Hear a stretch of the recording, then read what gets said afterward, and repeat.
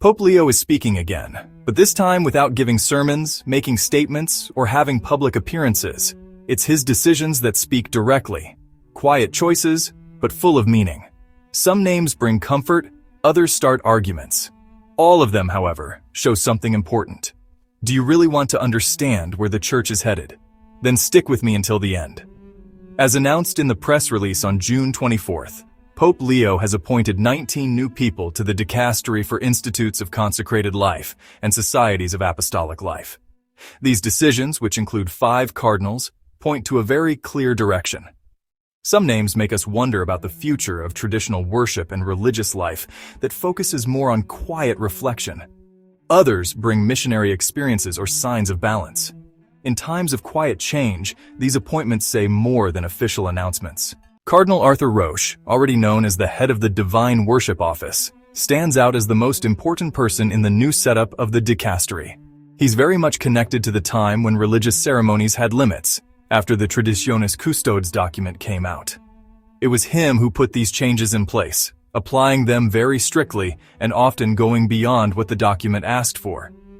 His appointment to oversee religious orders, many of which celebrate the Eucharist in Latin, has worried several church groups. This isn't just a technical job, but a very clear message. Things are moving towards tighter control over communities that keep old traditions.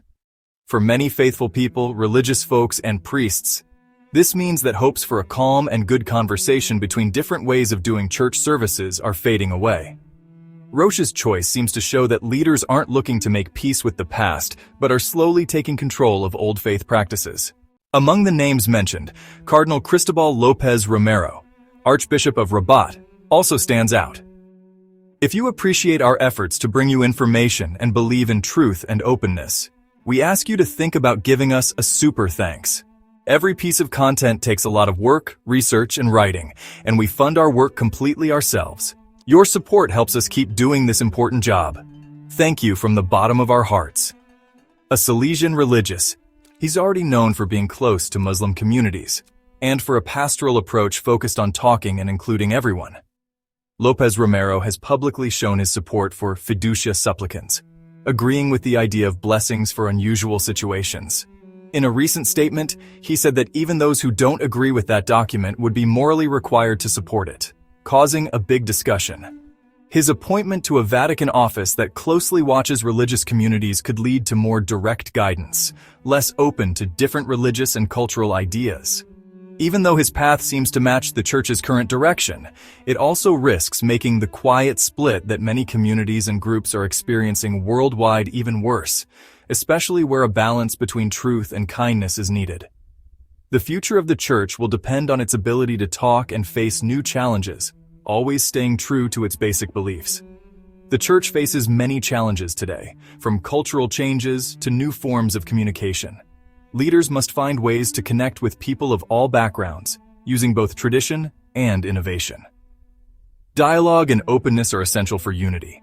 By listening to different voices, the Church can grow stronger and more compassionate.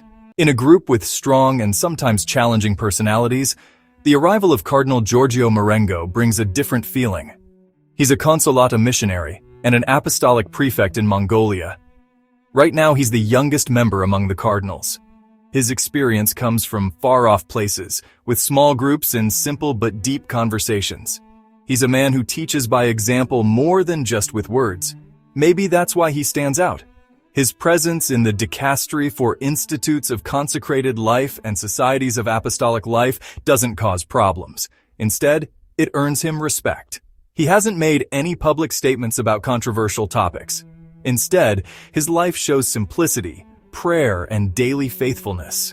In the church world, where there's a lot of tension, many see him as a source of calm and balance. Of course, his influence in the dicastery might be less than that of more important figures, but the fact is that his appointment is a small sign that even today, there's room for a church that listens, helps, and avoids causing divisions.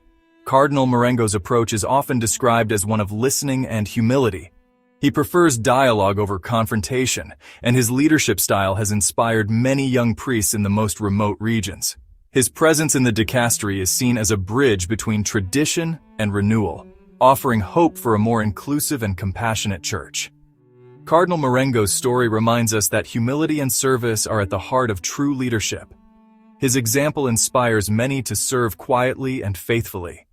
As the Church moves forward, it will need leaders who can balance tradition with the needs of a changing world. The future depends on those willing to listen and adapt. Among the new members of the dicastery, Cardinal Pierbattista Pizzaballa, the Latin Patriarch of Jerusalem, stands out. He's a very well-known and respected person. His experience shows he's been a mediator in areas of conflict and has always worked for dialogue, both religious and political. In 2019, he was the only one who publicly offered himself as a hostage to free civilians in the Holy Land. That was a really impactful gesture. His appointment isn't a surprise. He's a familiar face, well-liked, and has a lot of experience. He's not one for arguments or ideological fights. He prefers quiet, patience, and diplomacy. Those who are hoping he'd be open to more traditional ways of religious life are, for now, still waiting. Even in church services, his approach has been to follow the general rules without showing favoritism or making exceptions. Maybe his style is precisely about avoiding conflicts, finding solutions that allow people to live together and respect boundaries. For some, he represents balance. For others, a missed opportunity. One thing is for sure, his presence in the dicastery at this sensitive time is very important. His diplomatic skills have been key to building bridges between religious communities in Jerusalem, helping peace and understanding grow.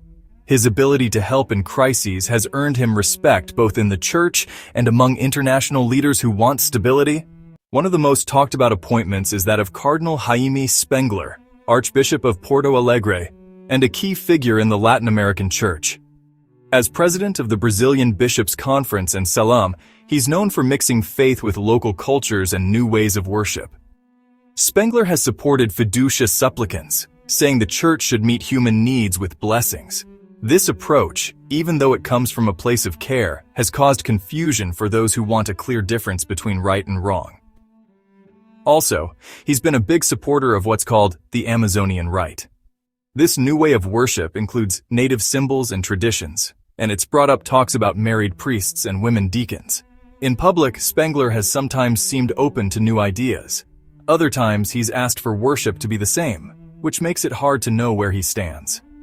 His appointment to the dicastery, which watches over religious groups, is seen by some as a step towards a more flexible church. This idea puts cultural fitting in front of keeping traditions. Many are now wondering how this will affect the orders and groups that base who they are on stable traditions. The new appointments send a clear message. Some confirm what we already knew, while others are surprising in how balanced they are. For those who follow tradition, it's a time to watch quietly and stand firm. Be strong, but don't show off. What do you all think? If you liked the video, type Amen in the comments. God bless you.